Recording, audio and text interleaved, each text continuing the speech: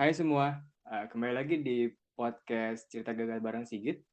Di episode kali ini gue udah kedatangan seorang tamu, seorang kolega gue, teman lama. Tempatnya dulu sempat ya kita satu tim ketika lomba di kampus ya, tapi ya udahlah.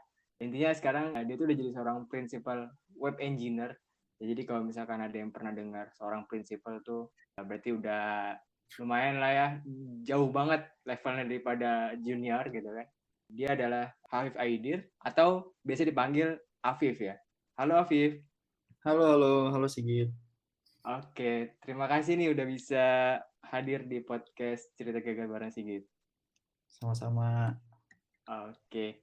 Pas sebelumnya bener kan ya konfirmasinya kalau misalkan sekarang Afif lagi jadi seorang principal web engineer ya? Atau saya salah sebut nih? Atau gue salah sebut? Eh, betul, betul. Oke. Menarik nih.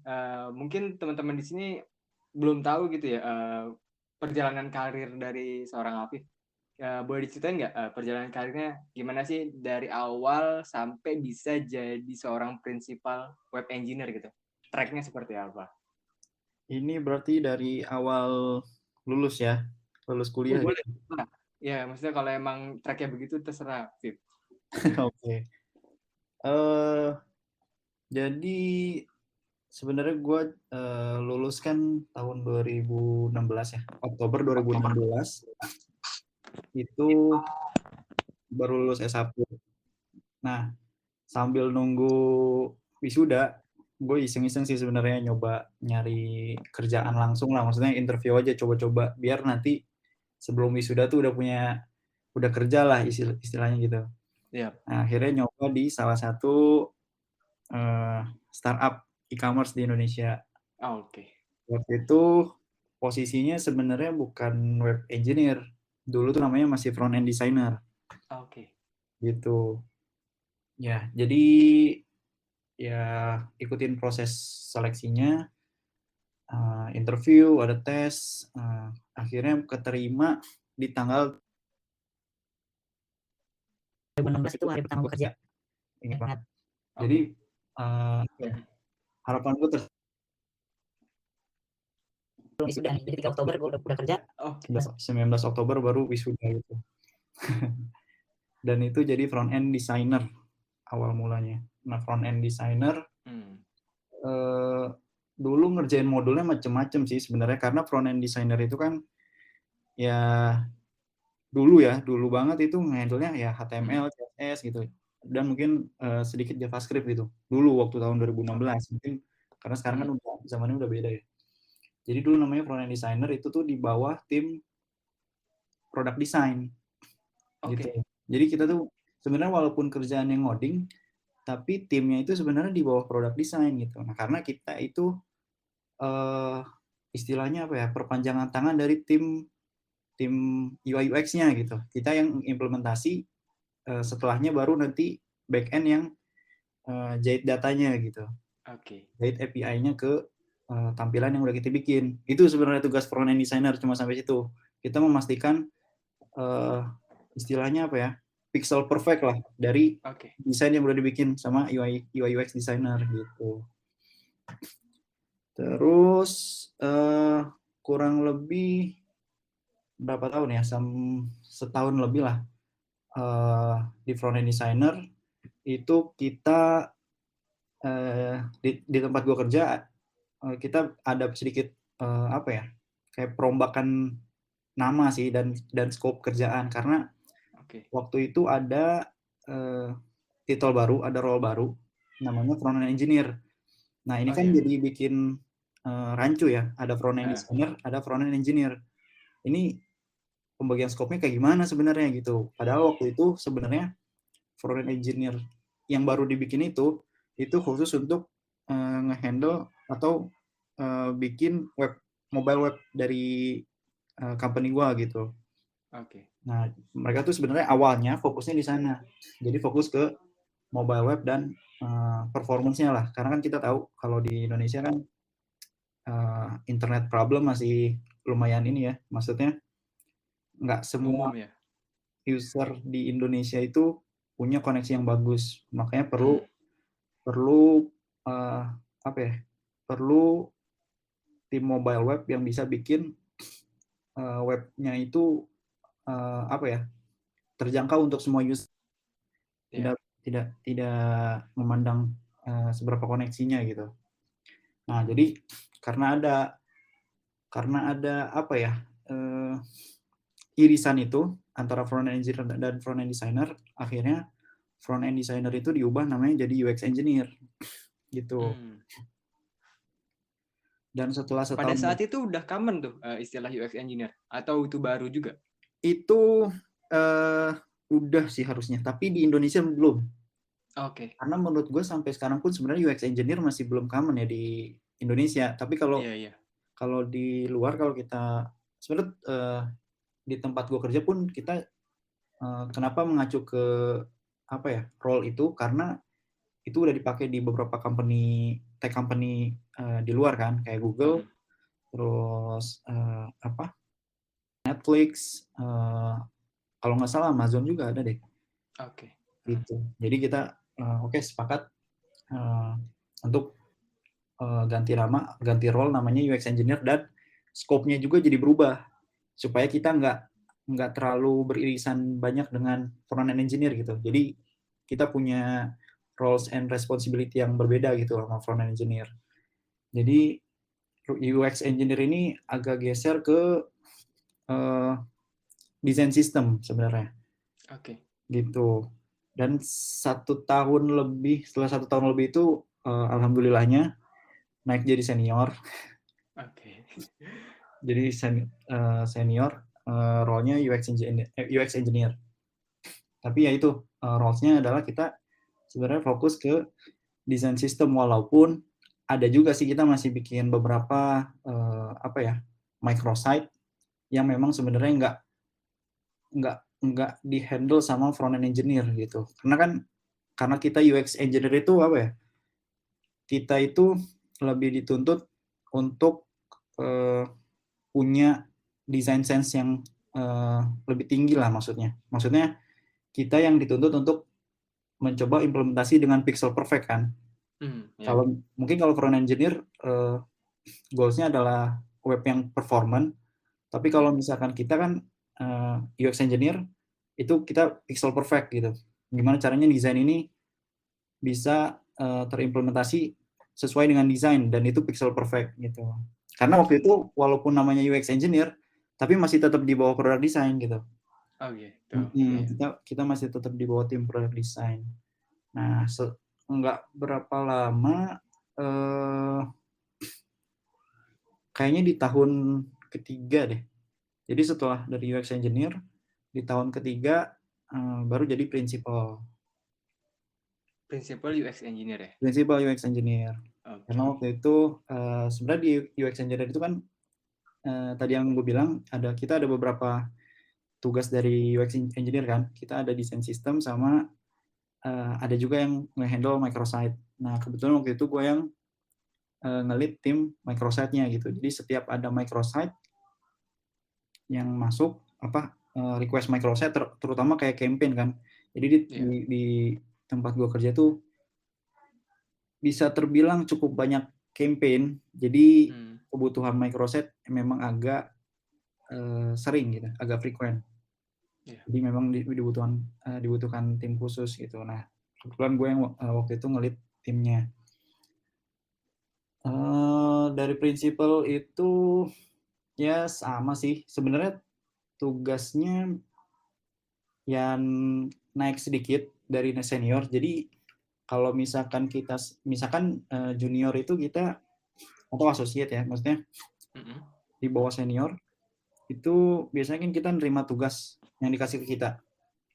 Ketika naik senior, nambah dikit nih responsibility-nya. Ada untuk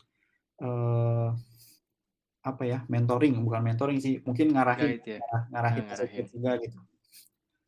Dan mungkin kalau senior udah bisa komunikasi ke lead-nya gimana, maksudnya blocker atau mungkin ngasih inisiatif gitu. Nah, di level principal sebenarnya hampir sama kayak lead sih.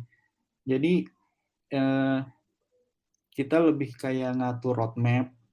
Jadi roadmap ke depannya mau bikin apa, kita juga yang bakal ngatur misalkan bareng sama lead ya, maksudnya kira-kira manpower-nya masih cukup atau enggak. Terus termasuk ke ini juga sih, kalau kita ngeset OKR, nah itu kita terlibat juga sebenarnya. Oke. Jadi OKR apa nih yang mau kita set untuk tim UX engineer gitu. Nah itu sebenarnya tugasnya ya principal dan lead lah gitu. Ya, tapi ya karena kita udah di strategical level, tapi nggak ini juga sih, bukan berarti kita udah nggak ngoding juga, tapi sebenarnya masih tetap, karena principal itu kan individual contributor ya. Iya. Individual contributor, kalau misalkan lead kan manajerial. Manajerial. Jadi kalau kita di principal sebenarnya mungkin masih hands on juga gitu ya ngoding, tapi mungkin nggak sebanyak associate sama senior gitu. Nah, di pertengahan tahun 2019 pertengahan tahun 2020 pertengahan tahun 2020 itu gue memutuskan untuk pindah ke web engineer, web platform engineer gitu. Oh ya, squadnya front end yang awal dulu ya, benar nggak? Betul. Jadi front end engineer ini ternyata berubah nama juga jadi web platform engineer, karena dulu kan ketika dibentuk front end engineer ini tugasnya khusus untuk mobile web awalnya. Yeah. Nah, karena dirasa mungkin timnya udah mulai banyak dan kita juga perlu ngeoptimasi web desktop. Jadi nah dulu sebenarnya dulu itu tersebar gitu loh. Jadi di kita tuh web developernya itu di masing-masing tim gitu, nggak terkumpul jadi satu kayak front end engineer ini gitu. Oke, iya. Nah, jadi karena tersebar-sebar dan agak susah kalau kita mau bikin bikin web yang full, yang performant gitu. Karena kan itu butuh komunikasi antara satu sama lain kan. Jadi akhirnya buat nyeragamin lah intinya ya, benar nggak? Betul, termasuk nyeragamin stack juga kan. Nah itu kan salah satu PR banget. Jadi akhirnya itu ditambahkan ke responsibility-nya front end engineer gitu. Ya itu kan salah satu PR juga untuk menyeragamin stack ya, maksudnya karena tim front end ini di masing-masing tim agak susah untuk menyeragamin stack. Jadi akhirnya tugas desktop web itu diserahkan juga ke web platform engineer gitu. Jadi akhirnya berubahlah namanya. Jadi karena udah bukan mobile web, karena handle desktop web juga, akhirnya namanya berubah jadi web platform engineer gitu. Nah, di pertengahan tahun 2020 itu gue memutuskan pindah ke tim web platform engineer gitu. Sampai sekarang masih di tim web platform engineer. Oke. Gitu. Perjalanan yang sangat panjang berarti ya, dari awal sampai akhirnya jadi principal web engineer ya. Jadi berarti dari principal UX engineer Betul. langsung jadi convert ke principal web engineer ya, gitu nggak? Iya, betul. Betul banget. Oke, menarik. Nah, sebenarnya kan panjang banget tuh perjalanannya ya, Viv, dari awal sampai tadi jadi web engineer tuh, principal web engineer. Nah, boleh diceritain nggak? Pernah nggak sih ngalamin pertama kali gagal gitu? Itu tuh gagalnya tentang apa ya? Oke. Jadi sebenarnya gue pertama gagal itu justru sebelum di perusahaan gue yang sekarang ini. Jadi kayak sekitar pas lagi skripsian itu, awal-awal semester 8 berarti ya, itu gue sebenarnya sempat mencoba juga interview di salah satu e-commerce juga sebenarnya. Nah, karena waktu itu, karena ngelihat angkatan-angkatan di atas gue yang banyak yang kesana gitu, dan menurut gue kayak lumayan promising nih, maksudnya lumayan menjanjikan, kayaknya dengar dari kakak tingkat tuh kayaknya bagus banget gitu kulturnya. Jadi pengen nyoba lah, kayak bukan gambling sih, gue lebih ke pengen belajar aja gitu, pengen tahu apa sih yang sebenarnya dites gitu. Nah, gue waktu itu daftar sebagai front end developer kalau di sana namanya ya, kalau nggak salah. Front end developer, daftar di sana, terus mereka ngasih tes by email. Nah, tesnya ini yang mesti gue dikasih waktu 3 hari untuk nyelesain tesnya, dikirim lagi ke mereka, baru mereka bakal review lagi nih, lanjut atau enggak gitu prosesnya. Oke. Nah, karena gue masih awam dengan front end, sebenarnya dengan dunia front end CSS, kalau HTML mungkin ya di project kuliah mungkin sering ya, HTML atau PHP, JavaScript juga sebenarnya agak jarang. Nah, makanya itu jadi apa ya? Mungkin kegagalan gue yang pertama sih. Jadi ketika gue ngerjain tesnya, begitu dapat soalnya, agak kaget sebenarnya. Gue masih belum tahu ini, oh ini disuruh ngapain sebenarnya gitu kan. Jadi sebenarnya waktu itu disuruh bikin tampilan web ya, yang agak-agak mirip dengan salah satu fitur di Amazon lah gitu. Oke. Nah, gue kan nggak tahu mesti ngapain dan waktu itu minim banget gitu, masih minim banget knowledge tentang front end. Akhirnya di situ 3 hari pun gue sempet ngerjain, tapi dengan waktu 3 hari pun menurut gue hasilnya masih belum terlalu maksimal. Jadi karena itu akhirnya gue ditolak. Jadi setelah gue submit, setelah gue kirim hasil tes gue, mereka besoknya ngabarin kalau ternyata mereka nggak bisa lanjut prosesnya gitu. Nah di situ sebenarnya gue agak apa ya, agak-agak down juga sebenarnya. Oh oke. Akhirnya dari situ gue mulai nargetin untuk berarti untuk front end gue mesti belajar ini, dan gue bakal targetin untuk interview lagi nextnya, tapi bukan di perusahaan ini. Gue mau ngambil mungkin gue bisa ngambil perusahaan yang B gitu. Gitu sebenarnya. Itu sebenarnya Ini pengalaman gagal pertama gue. menarik. Berarti sebenarnya di awal-awal kayak nggak punya informasi atau nggak punya knowledge atau pengetahuan terkait framework kali ya. Jadi kan kadang-kadang framework tuh jadi bikin, wah gue cepetnya bikin gini, tapi mungkin di awal-awal nggak ada pengetahuan tentang itu ya, Kev, kalau lo atau gimana? Sebenarnya bukan framework sih, lebih ke arah front end itu ngapain sih sebenarnya gitu. Karena mungkin saat itu front end itu kayak udah lebih spesifik gitu ya. Kalau dulu kan kita taunya web itu ya udah kita install yang kayak XAMPP gitu ya. Betul. Istilahnya cuma satu bundle udah web lah gitu, campur gitu, nggak ada tampilan doang. Oke. Mungkin common buat teman-teman juga kalau misalnya pertama kali gagal adalah pertama kali interview. Terus dari perjalanannya kan pasti kalau bisa dibilang nggak cuma tadi ya gagal di awal pas interview, tapi ternyata pas sudah masuk di company yang sekarang mungkin juga pasti pernah ngalamin kegagalan kan ya. Kalau emang ada kegagalan misalnya kayak waktu gue di tingkat-tingkat awal gue pernah gagal ini, atau ternyata pas gue sampai principal pun gue pernah punya case gagal gitu. Boleh ceritain nggak kira-kira dari yang UX engineer sampai si web engineer?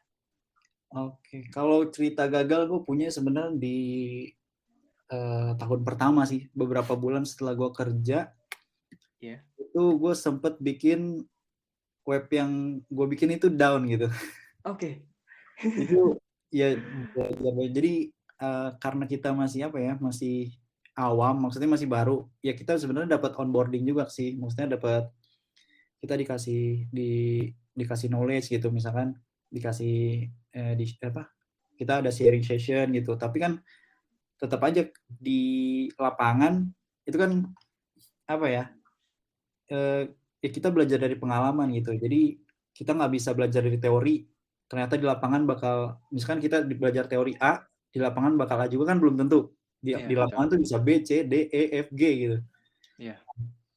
Waktu itu jadi kalau nggak salah kita ada campaign, kita bikin microsite. Nah, gue salah satu developernya yang bikin webnya. Nah, setelah live, mungkin kayak beberapa jam setelah live itu langsung down, dan itu malam-malam. Malam-malam. Ini kalau bisa dibilang udah sempat ada event angka kembar atau belum? Waduh. Belum ya berarti ya saat itu? Gue lupa sih, kayaknya belum deh. Kayaknya belum. Nah, beberapa jam setelah live itu down, dan gue masih di kantor gitu. Jadi salah satu karyawan notice ada yang nggak beres nih gitu. Akhirnya diselidikin, sampai malam kalau nggak salah. Untungnya di situ ada 2 orang ya dari teman gue juga, salah satu ada yang masih belum pulang. Akhirnya kita debug tuh. Apa sih sebenarnya yang bikin ini down gitu. Iya. Akhirnya ternyata salah satunya itu karena aset-aset kita belum mungkin ini agak teknis ya, gue nggak tahu sih. Iya. Ya aset-aset webnya itu belum di host di CDN, jadi masih Oke. servernya. Otomatis setiap kali request kan ngebebanin banget tuh servernya Iya. gitu. Jadi itu salah satu penyebab downnya. Nah akhirnya di situ di fix, dibantu fix juga sama tim istilahnya tim apa ya, tim DevOps waktu itu ya, atau udah ada DevOps infra lah. gitu? Oh, DevOps Itu ya. namanya, tapi dulu namanya itu bukan DevOps, site Oh, reliability. SRE ya. Ya betul, Site Reliability Engineer. betul. Nah dibantu sama mereka, akhirnya live lagi gitu. Dan dari situ belajar banyak banget sih. Justru dari kegagalan itu, oh ternyata mesti kayak gini, oh ternyata mesti kayak gitu, prosesnya mesti kayak gini. Ya itulah, wajar. Namanya juga masih tahun pertama kan. Iya, benar. Ini menarik banget sih. Maksudnya berarti sebenarnya di tempat lu bekerja saat itu memang traffic udah besar. Jadi kayak pas lagi bikin ya mungkin awal-awal kayak nggak ngerti aja kalau oh ternyata trafficnya banyak gitu. Jadi kan kalau dulu kan mikirnya paling yang pakai beberapa gitu, tapi Nah, ternyata trafficnya high traffic ya. iya benar. Menarik.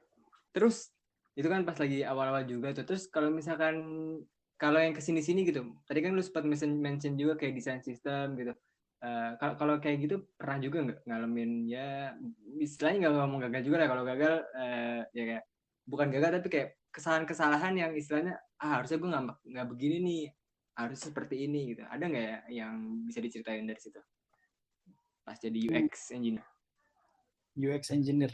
Pas gue UX engineer, sebenarnya mungkin apa ya, lebih ke arah nggak ini sih, gagalnya tuh gagal kita nggak achieve goals mungkin ya. Jadi kita udah Oke. nge-set goals, misalkan numbers gitu, kita mau goalsnya 1000, tapi kita sebenarnya nggak nyampe 1000. Mungkin lebih ke arah sana sih gagalnya. Kalau gagal yang fatal gitu, kayaknya sih nggak ada, karena UX engineer kan sebenarnya bukan apa ya, nggak terlalu apa, kita kan walaupun namanya engineer tapi kita masih di dalam tim desain, jadi bukan Oke. yang gagal yang gimana banget sih sebenarnya. Oke. Paling gagalnya cuma kayak gagal achieve sesuatu yang itu udah kita set dari awal gitu sih, lebih ke bisnisnya sih, Oh gitu. bisnis Jadi side-nya ya. kalau dari sisi kayak ini, misalkan ya mungkin di sini ada yang masih awam. Kalau kayak UX engineer kan kadang-kadang bikin sesuatu yang high fidelity yang akan dikonsum. Anggapnya bilangnya komponen lah ya gitu. Kalau bahasa teknisnya. Pernah nggak sih dari komponen itu kayak, wah pas gue bikin ternyata ini nggak jalan nih di browser X karena tadi kan fokusnya ke web ya. Kalau web mungkin mainnya browser atau kliennya. Jadi kayak browser X, browser Y, browser Z kan ada tuh. Chrome, Mozilla dan lain-lain itu pasti banyak kan yang make. Apalagi kalau yang make siapapun pasti kan browsernya pasti beragam kan. Ada Mm-mm. nggak yang dari sisi kayak gitu? Jadi gue bikin komponen ini ternyata nggak bisa diklik atau oh ini nggak jalan nih gitu atau nggak accessible. Oke, kalau itu pasti pernah ya, namanya front end nggak mungkin enggak ya. Iya. Kalau front end nggak mungkin enggak, tapi apa ya, alhamdulillahnya bukan yang bikin sampai broken sih. Mungkin kayak ya mungkin kita sering kayak pernah bikin satu komponen Iya. CSS gitu misalkan, yang ternyata ini tuh belum support di browser-browser lama. Nah akhirnya Oke. ini Boleh disebut gak? Apa sih yang waktu itu saat itu belum support? eh flex, Oh, Flex. itu Berarti flex layouting ya? layouting, tapi Nah, ternyata dibuka dari eh apa, browser Safari, IE. Oh, Safari Safari. Mobile justru. Oh, Safari Tapi Mobile. ini sebenarnya kejadian pas gue UX engineer awal-awal sih. Jadi Oh, masih gitu. masih baru beralih dari front end designer ke UX engineer. Ya masih ya masih belum terlalu, sorry, maksudnya udah agak lama juga sih sebenarnya Oke. gitu. Ya biasalah. Tapi maksudnya waktu itu di notisnya karena dari atasan gitu, ada Iya. laporan lah. Maksudnya kan kalau laporan ke atasan tuh pasti dapetnya banyak banget kan dari end user. Iya benar. Nggak bisa diklik nih, atau ini layoutnya hancur di HP dia gitu. Iya. Ternyata pas kita cek, oh iya, oh ternyata begini. Itu kayak front end wajar banget sih kalau front end. Iya, iya, iya. Saat itu sebenarnya mungkin ya bisa dibilang itu kan kayak browser compatibility ya, kayak browser apa gimana bikin sesuatu tapi bisa di render di browser apapun. Nah, pernah nggak sih pengalamannya itu kayak atau gini, browser apa yang saat itu menurut lu kayak wah ini browser yang aneh banget nih namanya, terus kayak gue baru denger tumben ada klien pakai ini. Itu pernah nggak kayak gitu? Itu browser apa atau ya kliennya browser kliennya itu apa sih waktu itu? Justru bukan browser. Oh, bukan. Apa tuh? Ini namanya Strawberry. Pernah Oh denger gak? gitu. Nggak pernah. Nggak pernah kan? Tapi gue dapat laporan.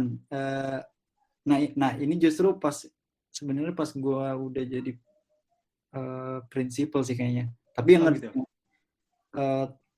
ya kalau nggak salah sih di tahun kayaknya 2018 2019 gitu. Jadi lead gue dapat laporan dari atasan lagi si level lah Iya. maksudnya.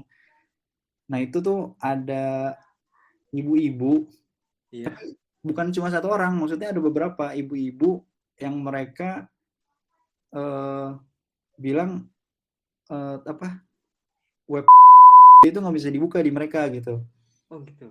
Setelah kita cek, maksudnya setelah kita tanya, emang browsernya apa gitu kan? Dia pakai device-nya itu Strawberry gitu. Oke. Kita sebenarnya yang lagi ini, wah Strawberry apa ini gitu kan? Nggak tahu sama sekali kita. Nah mereka tuh pakai browser bawaan Android-nya dari HP Strawberry gitu. Nah di situ Oke. kita sampai sempat apa kita beli aja nih HP Strawberry buat gitu kan? Karena kita benar-benar apa ya? Nggak tahu dan bahkan kayak gue juga nggak ngerti sih. Maksudnya mungkin yang pakai ini kan gue yakin nggak bakal nyampe 1% dari user di Analytics-nya ya, mungkin gitu ya. Jauh user banget di di kita gitu. end Kita page nggak sih berarti. kita ignore aja gitu daripada kita put effort untuk ngefix ini Iya. yang sebenarnya usernya nggak seberapa, tapi karena balik lagi karena apa ya, ini dari si level mau nggak mau kan kita mesti put effort untuk ngefix ini, jadinya ya mau nggak mau kita fix sih sebenarnya. Oke. Menarik. Strawberry ya namanya. Strawberry gokil HP-nya. Ada lagi nggak? Maksudnya yang cerita-cerita agak aneh gitu mungkin ya. Malah kan istilahnya kadang-kadang ya mungkin kita pas di awal-awal kerja malah munculnya yang ya bisa bisa dibilang oh ini karena kita nggak tahu. Tapi pas udah yang mungkin di level prinsipal tuh kayak harusnya yang ada lebih apa gitu masalahnya. Tapi katanya masalah-masalah lucu kayak tadi gitu. Ada lagi nggak yang kayak tadi modelnya? Kalau Selain yang browser atau HP? kalau pas gue UX engineer kayaknya nggak terlalu banyak sih, lebih banyak yang kayak gitulah Oh ininya gitu. apa problemnya. Pas gue WPE justru yang mungkin apa ya problemnya problem ini sih, problem udah bukan problem apa ya, udah bukan problem yang lucu, bukan problem lucu ya. Ini kalau udah pas gue WPE sih problemnya problem yang masalah apa cost company gitu. Oke, berarti lebih kayak infrastruktur ya pas kita mungkin nambahin server atau gimana gitu, gitu bukan? Betul. Hmm. Jadi kita punya server, maksudnya gue waktu itu lagi bikin develop pas gue baru bikin, maksudnya pas gue baru pindah ke WPE, itu gue diassign satu project. Nah, project ini dia punya, biasa kan kita kalau di web itu punya beberapa stage ya. Kita punya development, ada staging, ada beta, ada production. Nah, karena sebenarnya gue nggak terlalu paham juga kan, jadi kita itu pakai server. Sebenarnya kan staging sama beta kan itu untuk di tes internal ya, maksudnya bukan Iya untuk betul. dites sama publik. Nah itu kita pakai spek yang tinggi banget gitu. Itu Oke. pakai spek tinggi banget sampai akhirnya ke notice ini kok mahal banget, emang bakal emang pakai sebanyak ini gitu. Akhirnya oh ternyata segitunya ya cost-nya gitu, sampai sebesar itu gitu. Akhirnya ya udah kita downgrade gitu. Itu sebenarnya sih kalau di pas WPE. Itu sempat ada ini nggak kayak insiden potong gaji atau enggak, atau ya Waduh, aman-aman aja? enggak sih, enggak Enggak ya. ada. Oke, menarik. Ya berarti sampai ke tahap infra juga ya.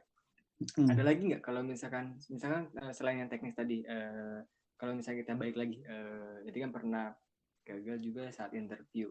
Pas sudah sampai level mungkin senior atau prinsipal gitu, terus ada HR tiba-tiba tok gitu dari LinkedIn atau dari sosial media mengajak interview, punya pengalaman nggak dari situ? Kayak gue mungkin saat itu ya mungkin memutuskan untuk nggak ngambil, tapi atau pernah kayak ya mau coba tapi ternyata gagal gitu, ada nggak? Oke, jujur pernah. Oh pernah. Pernah, Oke. pernah. Gue inget ya, dan ini cuma jadi gini, gue memang ya kita tahu lah, maksudnya lu juga pasti sering lah ya, maksudnya dapat tawaran dari LinkedIn gitu. Boleh nih apa, kalau misalkan lagi open kita nawarin gitu kan. Mereka Iya. nawarin. Nah, waktu itu gue dapet dari Singapura. Oke. Singapura ini gue inget banget, Singapura, eh, untuk posisi UX engineer senior. Oke. Tapi waktu itu sebenarnya gue udah di principal. Tapi karena UX engineer atau web? UX engineer. Oke. Nah, tapi karena apa ya? Menurut gue kan karena ini company baru, mungkin responsibility principal di sini ya sama aja kayak senior di sana mungkin gitu ya. Jadi ya nggak masalah gitu jadi senior juga. Akhirnya gue coba, oke deh, gue coba ambil opportunity-nya. Akhirnya mereka nawarin interview di jam kerja sebenarnya. Oke. Tapi gue nawar sebenarnya, gue nawar ke bisa nggak kita interview di jam siang, jam Jakarta gitu. Oke, mereka juga bisa. Oke, akhirnya gue interview. Jadi sebenarnya ini masih interview, bukan interview teknis ya, tapi Oh lebih ke iya, interview HR. iya kayaknya HR ya. Oke. Dia sebenarnya ya recruiter ya, HR ya. Nah, pas interview mungkin karena gue juga nggak waktu itu masih belum terlalu lancar bahasa Inggris, terus sama mungkin apa ya, belum fit sama requirement yang mereka minta gitu. Kalau nggak salah mereka minta butuh yang 5 tahun experience, karena mau dijadiin ini sebenarnya, mau dipropose untuk ngelit timnya gitu sebenarnya. Oke. Walaupun titelnya senior tapi mau ngelit tim gitu. Jadi mereka butuh yang experience-nya di atas 5 tahun, 5 tahun lebih lah pokoknya. Nah, saat itu gue masih kerja 3 tahun, mau jalan 4 tahun Oke. gitu. Jadi karena akhirnya setelah interview dia nanya-nanya apa yang gue expect gitu. Terus mau nanya-nanya tentang company-nya, terus kultur di sana gimana. Ya setelah interview, tapi interview ya itulah yang ringan-ringan sebenarnya. Nanya apa aja yang udah pernah gue kerjain di company yang sekarang. Terus Hmm. project-project, mungkin kalau ada project di luar kerjaan gitu, ada project apa aja gitu. Interview seputar itu sih. Nah, setelah interview dia ngasih kabar kalau ternyata ya nggak bisa gitu, karena mereka memang nyari yang experience-nya 5 tahun gitu, 5 tahun lebih lah. Oke. Dia nggak ngasih notice apa-apa, kayak maksudnya kan di awal dia udah ngasih tahu 5 tahun gitu, dia nggak langsung saring di situ di awal, atau padahal dia nawarin soalnya. Mungkin gue juga nggak paham sih, mungkin kayaknya dia waktu di LinkedIn ini ya, entah dari dari automate prosesnya LinkedIn apa gimana gitu. Jadi mungkin dia nggak ngecek nggak ngecek apa nggak ngecek nggak ngecek secara detail. Gue juga nggak tahu sih kenapa. Berarti bisa jadi ya filternya LinkedIn itu ya, yang Atau maksudnya. mungkin itu jadi alibinya dia cuma untuk nolak, mungkin gue juga nggak tahu. Oke. Ya. Selain itu, ada lagi yang kayak cerita-cerita interview gagal juga? Jarang sih. Kalau gue jujur jarang nerima ya. Karena gue bukan apa ya? Belum nemu yang pas aja sih kayaknya ya. Belum nemu yang pas. Oke. Jadi gue sejauh ini sih jarang nerima tawaran interview. Kecuali yang satu itu doang yang dari Singapura sih. Oke. Kalau boleh tahu, trik lu itu tidak menerimanya itu apakah mengignore atau beneran gak direspon? Ya, atau gimana kalau dari lu? Kalau itu eh, apa ya? Kalau itu kelihatan semacam kayak bot, gue nggak tahu sih ini di LinkedIn bisa bot atau enggak ya, gue nggak tahu. Tapi kayak semacam otomasi pesannya itu biasanya nggak gue respon sih. Oke. Kalau pesannya kayak template banget gitu. Ini Iya, kayaknya iya. eh, apa? Mungkin mereka cuma ngeblas apa gimana. Iya, iya. Kecuali yang agak personal gitu ngechatnya. Nah itu biasanya ya gue tolaknya dengan baik-baik sih. Gue biasa respon, gue tolak kalau misalkan ya gue masih fokus di kerjaan yang sekarang gitu biasanya. Oke. Soalnya kadang-kadang kan ada yang tipenya lewat recruiter email, maksudnya dia ngeiklan lewat inbox kita kalau di LinkedIn ya. Hmm, Atau ada yang berteman dulu, tapi di situ ada message-nya kayak apakah kamu membuka opportunity kan gitu ya.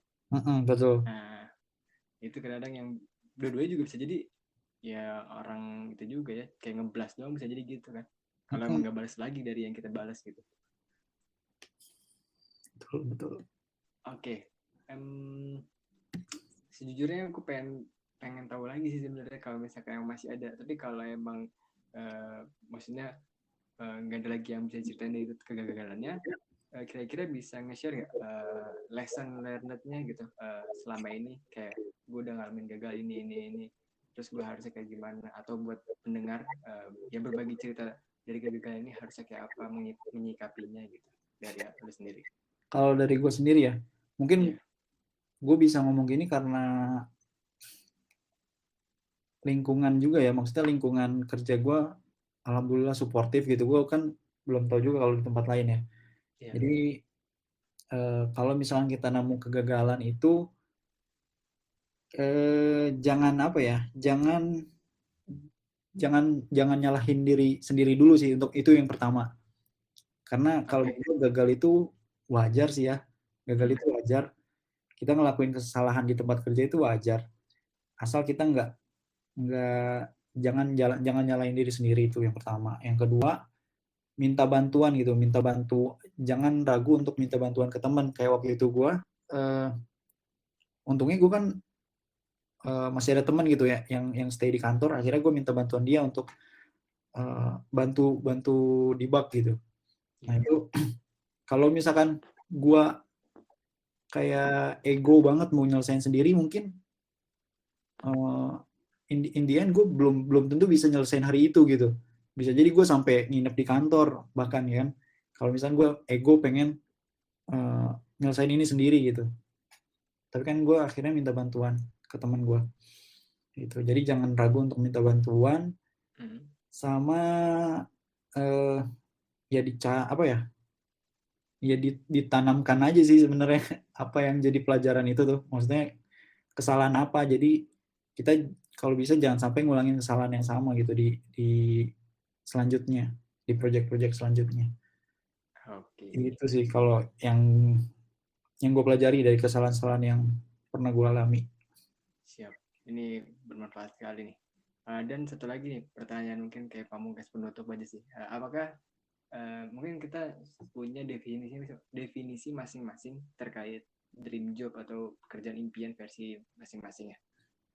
Menurut lo, apakah lo saat ini sudah ada di fase this is my dream job gitu? Ini adalah pekerjaan impian gue gitu.